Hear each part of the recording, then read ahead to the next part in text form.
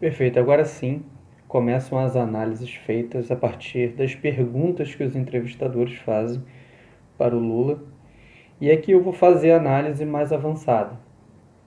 Existe a análise da linguagem corporal, das expressões faciais e farei também da paralinguagem, a forma como ele fala, entonação, as vibrações na fala, os erros, atos falhos. E tem algo muito legal dentro da fala, que é o sofisma. O sofisma é uma forma de argumentação sem comprovação ou que não está de acordo com a realidade. Então a gente costuma ver bastante isso dos políticos, principalmente, quando utilizam de argumentos que gostam de repetir, repetir, repetir até que vire uma verdade. Então o sofisma nada mais é do que um argumento irreal, do que um argumento forjado para que possa sustentar aquela ideia que ele criou. Então a gente vai encontrar muitos sofismas durante essa análise e também falarei sobre a linguagem corporal e as expressões faciais. Espero que vocês gostem. A gente queria começar aqui falando o seguinte, presidente, sobre a prisão do senhor. Foi um dia histórico no Brasil e a gente queria saber o que passou pela cabeça do senhor quando o senhor estava sendo preso, sendo conduzido para a prisão. Aqui a gente tem a linha de base da pessoa. O que é a linha de base? É a gente determinar exatamente como é o rosto dessa pessoa ausente de emoções. Então, nesse momento, ele está ouvindo a fala dela, ele está ouvindo a pergunta da entrevistadora e a partir daí começam as contrações musculares faciais, o corpo e, obviamente, a fala.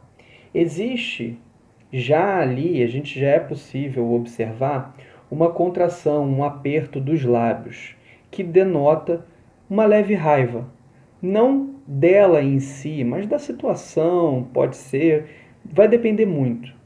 Para toda análise, a gente tem que procurar sempre contexto, a gente tem que sempre procurar o cenário, tem que procurar combinações. E a gente vai considerar que a linha de base dele, nesse momento aqui da entrevista, é essa. Já ali com um pouquinho de raiva, mas ainda assim a gente consegue definir isso como a linha de base. Vamos seguir.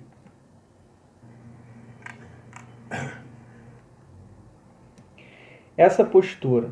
Observem que a cabeça vai para baixo, os ombros vão para baixo e as mãos elas vão para o meio das pernas. Isso aqui é uma entrega, obviamente, de nervosismo e uma postura defensiva. Quando isso acontece, principalmente o olhar para baixo, o olhar para baixo entrega culpa e o olhar nas diagonais para baixo entrega vergonha. Nesse momento, a cabeça dele não está totalmente reta, mas ainda assim existe esse declínio para baixo, para frente, que denota uma certa culpa, principalmente em relação à pergunta da entrevistadora, que foi o que você sentiu quando você foi preso. E ele se coloca numa postura totalmente de derrota. Ombros para baixo, braços para baixo, as mãos entre as pernas e a cabeça abaixada. Eu acredito que esse movimento foi totalmente deliberado. Existe um delay, existe um tempo de resposta para ele ter feito isso. Não foi de imediato. Quando não é de imediato, pode sim existir uma deliberação, pode existir aí uma falsa postura. Qual que é a ideia? Qual que seria a intenção? Comover, demonstrar que ele é um coitado, que ele sofreu. Isso daí pode realmente trazer para ele muitas pessoas a seu favor, pessoas que vão se sentir comovidas com o estado dele. Então pode ter sido deliberado. E se não foi deliberado, ele está entregando então uma culpa, ele está entregando que realmente ele se sentiu envergonhado nesse momento. Além disso, também tem a limpeza da garganta, quando ele faz o pigarro. Isso joga, né, mostra que existe ali um estresse, um desconforto, uma ansiedade. Tinha companheiros no PT que não gostavam quando eu dizia isso. Observem aqui essa contração. Sabe, e gostava quando no PT que não companheiro. Observe que o ombro esquerdo dele está bem mais levantado que o direito, existe essa assimetria. o rosto está jogado para um lado. Então, é um movimento completamente assimétrico de linguagem corporal. Ele gagueja para falar. Então, provavelmente aí há sim uma criação de informação. Provavelmente isso que ele acaba de falar nunca existiu. E em seguida ele ainda coloca um sorriso. No PT que não gostava quando eu dizia isso. Então aqui o sorriso evidente. Sabe, eles vão chegar em mim e depois vão caminhar para criminalizar o PT, né? Novamente, a jogada de cabeça para baixo, a partir do momento que ele fala criminalizar o PT, e aí ele recua a cabeça para baixo, entregando aí uma culpa ou possivelmente uma vergonha. Não é possível determinar porque a gente está vendo de lado. Se a gente estivesse vendo de frente ia ser melhor, a gente ia conseguir ver se a queda é totalmente para baixo, entregando a culpa, ou se ela é levemente para a diagonal, entregando a vergonha. Mas ainda assim, qualquer um dos cenários encontrados entregam aí um grande problema, uma grande vulnerabilidade que ele não consegue esconder. Pois bem, quando ficou claro que o meu lugar é aqui, eu tenho tanta obsessão. Aqui eu vou ensinar para vocês o que significa congruência. A congruência é a simetria entre a linguagem corporal e a fala. Sempre que a gente fala alguma coisa, a gente demonstra pela nossa linguagem corporal. Quando ambos estão completamente sincronizados, lembrem-se disso e eu vou mostrar isso para vocês, significa que o que a pessoa está falando é algo que ela pode acreditar ou, obviamente, é algo forjado, já que linguagem corporal é possível de ser elaborada, de ser criada. Então é possível deliberar esses movimentos, mas aqui o que mostra é o seguinte: ele está demonstrando raiva em suas palavras e ele está demonstrando raiva em sua linguagem corporal. Então, seja mentira ou seja verdade, a raiva está comprovada. Novamente, observe que os movimentos das mãos estão completamente sincronizados com as palavras tônicas e as sílabas tônicas em alguns momentos. E vocês vão entender lá na frente o porquê disso. Porque existem vários momentos em que ele forja uma raiva, em que ele finge uma raiva e a linguagem corporal entrega, dizendo que na verdade ele não sentia isso. Aqui. Eu tenho tanta obsessão de desmascarar o Moro, desmascarar o Delayol e a sua turma, e desmascarar aqueles que me condenaram, sabe, que eu ficarei preso 100 anos. Mas eu não trocarei a minha dignidade pela minha liberdade. Aqui nesse momento você vai ver que a sincronia está nas palavras fortes e não nas sílabas fortes, mostrando ainda a congruência da raiva nesse momento. Eu quero provar a farsa montada. Eu quero provar, montada aqui dentro. Diferentemente agora, você vai ver o movimento teatral. O movimento teatral são movimentos exagerados, de muita expansão, movimentos em que você abre bastante os braços ou as pernas, que pode levar à ironia, a sarcasmo ou simplesmente à criação de um fato. No caso, mentiras. Observem a expansão do braço dele, diferentemente do que ele mostrou até agora, onde ele tinha controle do seu corpo, aonde ele estava falando exatamente aquilo que ele pensava. Montada no Departamento de Justiça dos Estados Unidos, com depoimento de procurador. Observem essa expansão. Olha até onde vão os braços dele. Um movimento completamente teatral. E agora mais agravado com, sabe? Observe novamente esse movimento. Um movimento completamente incongruente, sem sincronia e desconexo. Gravado com, a criação da Fundação Criança Esperança do Delanhol, redação com... Nesse momento, o que ele vai fazer aqui é entregar o sarcasmo por meio da incongruência, por meio dessa movimentação fora de controle da sua linguagem corporal. Observem os movimentos da cabeça, do pescoço, dos ombros e das mãos, completamente desincronizados, completamente fora da sua linha de base de comunicação normal. Então aqui ele está entregando um sarcasmo e ele, em vários momentos, ele vai entregar alguns sorrisos, alguns duck and delights, que a gente chama, que são aqueles falsos sorrisos que entregam a emoção de desprezo. Sabe? A criação da Fundação Criança Esperança do Delanhol, sabe, pegando 2,5 bilhões de reais da Petrobras para criar uma fundação para ele. Então, quando ele usa essa ideia de falar, novamente, eu não vou fazer análise do que ele está falando como forma política, certo? Vou fazer uma análise das minhas áreas de oratória, linguagem corporal e expressão facial. Observe que ele fala sobre a questão da criança esperança, ele usa isso como uma ironia, com um sarcasmo muito grande, e isso novamente entra na questão do que eu falei sobre o sofisma. É um uso de um argumento sem comprovação, de um argumento mentiroso ou de uma própria mentira que não está de acordo com a realidade.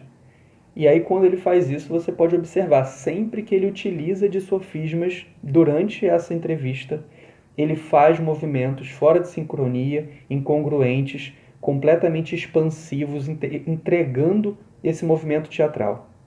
Para 6 bilhões e 800 da Odebrecht e 1 bilhão.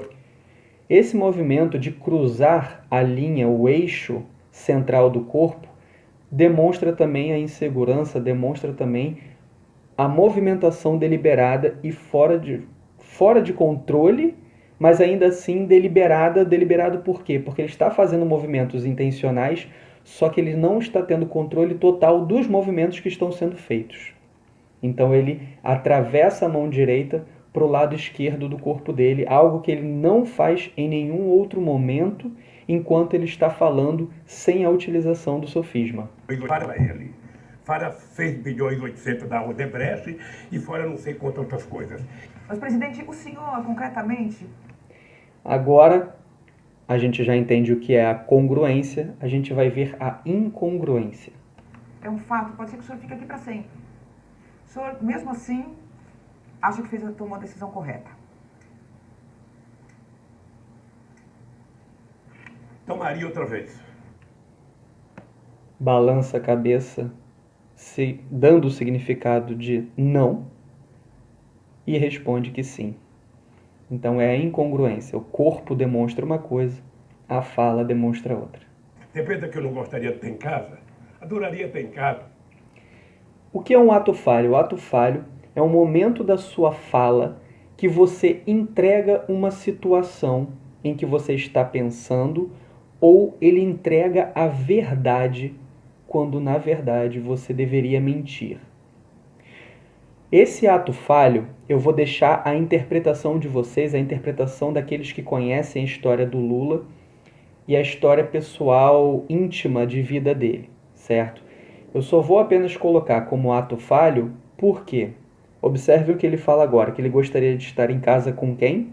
Com a minha mulher. Adoraria ter em casa com meus filhos, adoraria ter em casa com meus netos. Ele adoraria estar em casa com a mulher dele. A mulher dele, Dona Marisa, morreu enquanto ele estava solto. Ele estava no hospital com ela. Então ele não está falando no passado, ele está falando no presente. E no presente, a Dona Marisa já não mais existe. Ela morreu, ela faleceu no hospital anteriormente à sua prisão. No caso, a prisão do Lula. Então, isso é um ato falho e eu deixo a critério de vocês interpretar, no caso, essa fala de que ele gostaria de estar em casa com a mulher dele. Adoraria estar em casa com meus companheiros, mas não faço nenhuma questão. Julguem em função das provas, porque eu tenho certeza, o Moro tem certeza. Se as pessoas não confessar agora, no dia da extrema-unção a gente vai confessar. Opa! Vocês entenderam? Vocês conseguiram ouvir aqui? Então vamos lá. Essas pessoas, no dia da extrema-unção, a gente vai confessar? Ato falho. Se as pessoas não confessar agora, no dia da extrema-unção a gente vai confessar. E aqui é possível ver não só o ato falho, como a identificação do ato falho. O nosso cérebro é muito rápido. E quando a gente entrega algo que a gente não gostaria de entregar, o nosso cérebro ele trava. Ele trava no sentido figurado, ele trava em que ele repensa, ele revê aquilo que foi dito. E nesse momento ele não gostaria de ter entregue que ele é culpado de alguma coisa que necessita de uma confissão. Então ele entrega que a gente, no dia da extrema-unção, a gente vai confessar. Um grande ato falho que custou os próximos segundos da entrevista dele. Observe agora a total falta de controle, a linguagem corporal dele muda completamente, a entonação, o timbre da voz e a tremulação na voz dele mudam a partir de agora, porque ele entra em um estado de raiva para tentar fazer com que a gente esqueça aquilo que foi dito, onde ele acaba de se entregar que ele tem algo a confessar, e ele, no final, ele entrega uma coisa, ele faz uma mudança no discurso dele que Aristóteles identificava como o... Bom, eu vou deixar passar aqui, mas é uma tática de persuasão. Eu vou mostrar para vocês. Ele tem certeza que eu sou inocente. Esse Delaiol tem certeza que ele é mentiroso. Observe o nível de raiva. A gente pode observar aqui, ó, a contração do AU 9, certo? Que tem um leve levantar do músculo do lábio superior e a contração da parte transversa do músculo nasal, tá? Que é esse AU 9. Então aqui a gente pode observar aqui claramente, olha nessas rugas aqui, a contração do AU4, é o corrugador do supercílio, o prócero, tá? Mais o prócero aqui. Então ambos estão contraídos. Então a gente vê o encurtamento dessa área. O encurtamento dessa área, a contração desses músculos dessa área, entregam aqui uma raiva. Então tá bem claro a raiva nesse momento e ele tem a perda total do controle dele. E eu a perda do controle aqui do vídeo. E mentiu a meu respeito. Então, Observem essa linguagem corporal, completamente incongruente com a fala dele e com a linha de base dele. Eu estou aqui, meu caro, para procurar justiça, para provar minha inocência, mas estou muito mais preocupado. Novamente, perda de controle levou ele a tossir e ele vai se manter assim durante alguns minutos com o caminhar dessa entrevista. Com o que está acontecendo. Novamente, aqui a incongruência. Ele estava num momento de raiva intensa, ele coloca os dedos contra o seu peito e começa a falar. Quando a gente encosta a mão no nosso peito, no nosso corpo, pausa a mão e começa a falar, nesse momento tem uma entrega de incongruência de linguagem corporal com a paralinguagem. Eles não estão em sincronia. Isso é o quê? O nosso cérebro procurando criar novas coisas para serem faladas e deixando de lado o movimento corporal. É como se a gente parasse, é como se a gente desse um comando para o cérebro: para tudo e elabora algo rápido para eu falar. Nesse momento, nenhum músculo é movido a não ser a boca para dizer algo que precisou ser inventada em cima da hora para rebater, para esconder aquilo que foi falado anteriormente, que no caso foi o ato falho dele se entregar como culpado, dizendo que tinha algo a assumir, algo a confessar. Então vamos observar novamente aqui essas mãos. Olha como o corpo dele vai parar e observem o rosto dele.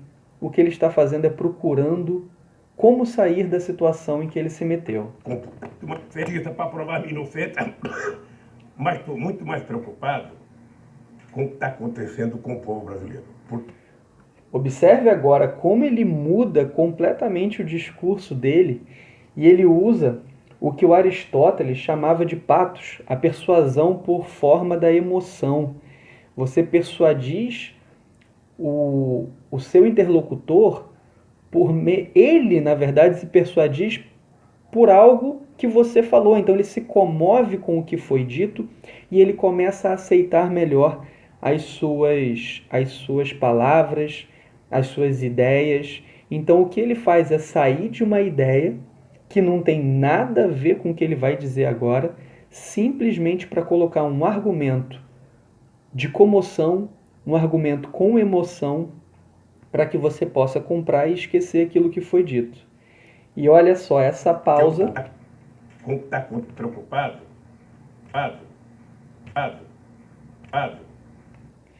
Essa pausa é justamente ele diminuindo a tensão, a ansiedade, a raiva, e agora entrando numa calma e usando da emoção para comover e persuadir os seus espectadores. Uma técnica muito utilizada, muito bem utilizada. Algo é inegável, ele é realmente muito inteligente e ele tem um poder de fala muito grande.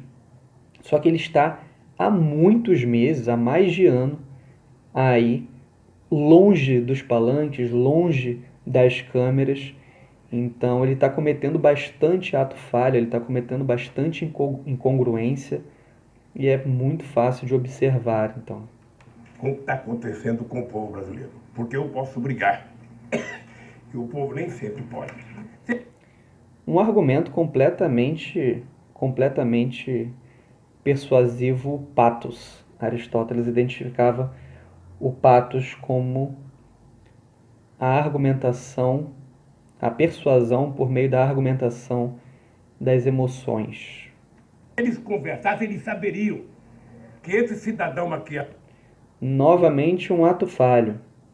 Aqui, novamente, não entrarei no mérito de política, mas é sabido que para você ser presidente não é necessário você ter ensino superior completo ou ensino fundamental completo, apesar de que foi identificado na época da reeleição dele, eu não lembro da primeira eleição, se foi identificado assim, mas que ele tem ensino fundamental completo, porém, ainda assim, para ser candidato a presidente do Brasil ou qualquer outro cargo do judiciário ou do executivo, ou do legislativo ou do executivo, é necessário que a pessoa não seja analfabeta. Então, um analfabeto pode votar, mas não pode ser votado. Isso é uma lei que rege o nosso país, porém,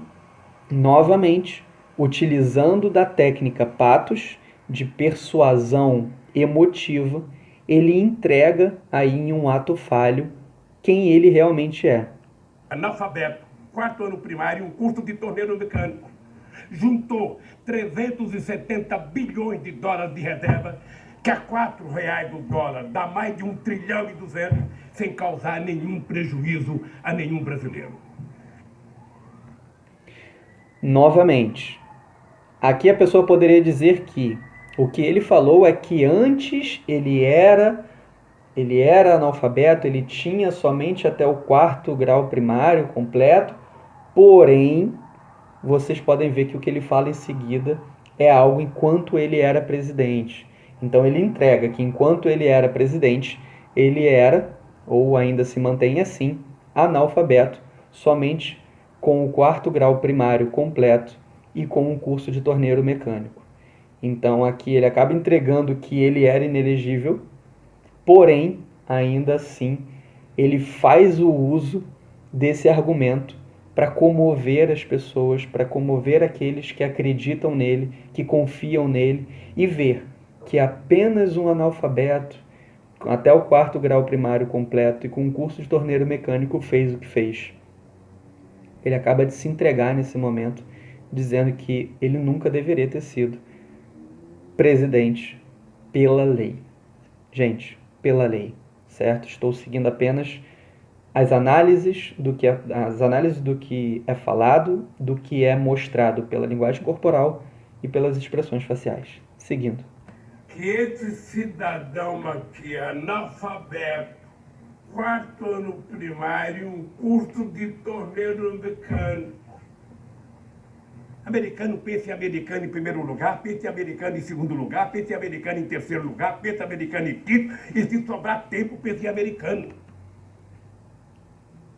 Aqui fica evidente a perda de controle, a raiva, a incongruência, movimentos completamente teatrais, novamente, sofismo. Quem tem que fazer por nós somos nós. Acabar com o complexo de vira-lata. Novamente aqui, o AU4, corrugador do supercílio, mais o prócero, ambos encurtados, ambos em contração, muito contraído aqui, muito contraído mesmo, os músculos da parte transversa do músculo nasal e o músculo levantador do lábio superior, certo? Então a gente pode ver essa contração aqui, dando total nitidez da emoção dele no momento de raiva e completamente congruente com a sua linguagem corporal, a combinação aqui, ó, combinação da linguagem corporal com a expressão facial. Nesse momento ele entrega uma raiva intensa, que em vários momentos durante a entrevista ele diz que não sente raiva. Levantar a cabeça e a solução dos problemas do Brasil está dentro do Brasil. Eu fiz um curso sobre Canudos. Tem um curso no canal Paz e Bem sobre Canudos, recontando a história, mostrando as mentiras que Euclides da Cunha contou sobre os sertões, sobre Canudos. Ou seja, a história não é aquela. Aqui vocês podem até considerar que é um exagero o que será falado, mas não. Novamente, de acordo com a linguagem corporal e de acordo com as expressões faciais, o que ele entrega aqui é um arrependimento profundo. Observe que essas mãos à frente elevadas e levantadas em direção à cabeça é como se ele estivesse realmente colocando a mão na cabeça, abaixando o rosto, contraindo o rosto, entregando ali uma dor, que não necessariamente é uma dor física, mas uma dor de arrependimento por aquilo que foi falado, porque nesse momento, provavelmente, ele sentiu que ele não poderia errar algo que ele errou. Bastava ele dizer, ele corrigir aquilo que foi dito, mas olha como foi para ele bizarro, como foi para ele intenso esse simples erro que qualquer pessoa poderia cometer e bastava dizer desculpa, confundi, ou simplesmente repetir, só que repetir da forma correta. Não é estranho o quanto ele se importou por ter errado, de ter falado alguma coisa sobre os cursos que ele anda fazendo enquanto ele está preso? Vamos ver de novo aqui. Não é aquela. Sobre Canudos. Ou seja, a história não é aquela. Então, eu fiz um curso de 8 aulas, agora eu sugeri ao Mauro Lopes, do canal Paz e Bem, que faça um curso, Retratos do Brasil, sobre todas as lutas sociais no Brasil. E agora, acho que toda segunda-feira tem uma aula. Eu espero juntar umas 4 ou 5, recebo um pendrive, vou assistindo e vou me aprimorando. Quando eu sair daqui, sairei doutor.